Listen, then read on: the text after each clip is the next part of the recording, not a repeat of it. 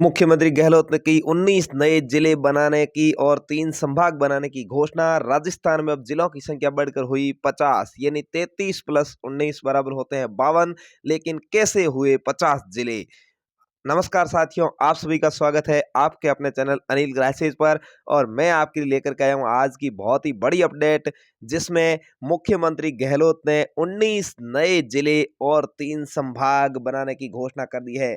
यानी राजस्थान के एकीकरण के समय जिस तरह से 19 रियासत और 3 ठिकाने थे, वैसे ही मुख्यमंत्री अशोक गहलोत ने अपने कार्यकाल में, ये उनका तीसरा कार्यकाल है, उन्होंने बहुत ही बड़ा मास्टर स्ट्रोक खेला है कि 19 जिले और 3 संभाग नए बनाने की घोषणा की है। तो अब प्रदेश में जिलों की संख्या वो 33 से बढ़कर के 50 हो गई है।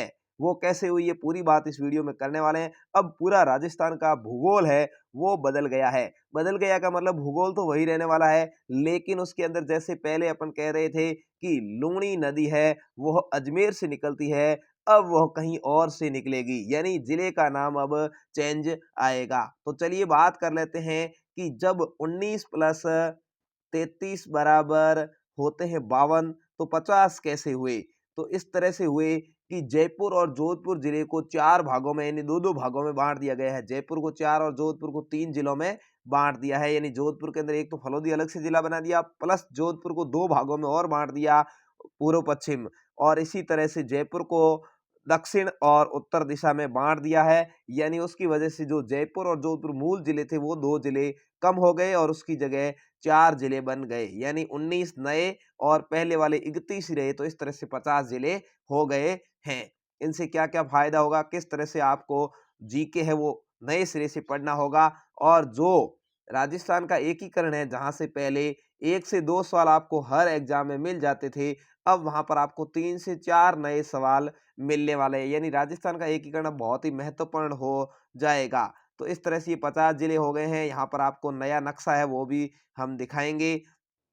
और आप देख रहे हैं जिले और संभागों की घोषणा करते हुए क्या बोले हैं मुख्यमंत्री। जिला अपेक्षाकृत छोटा होने से प्रशासन प्रबंध और कानून व्यवस्था पर निगरानी और नियंत्रण सहज व सुगम हो जाता है। तो उन्होंने ये बात बता दी है। और 3 नए संभाग भी निर्मित कर दिए हैं। सीकर को संभाग बना दिया गया है और बांसवाड़ा को संभाग बना दिया गया है और पाली को जोधपुर में से अलग संभाग बना दिया गया है। जिसकी अपेक्षा बाड़मेर की थी कि बाड़मेर संभाग बनेगा, लेकिन पाली को संभाग बनाया गया है। यानी सीकर को जयपुर में से, बांसवाड़ा को उदयपुर में से और पाली को जोधपुर में से नया संभाग बनाया गया। अब इन संभागों में कौन से जिले रहेंगे, ये पूरा समीकरण है वह सरकार के द्वारा विस्तृत गाइडलाइन जारी करने पर ही पता चलेगा। तो इस तरह से जिले बढ़ कर के 50 हो गए हैं।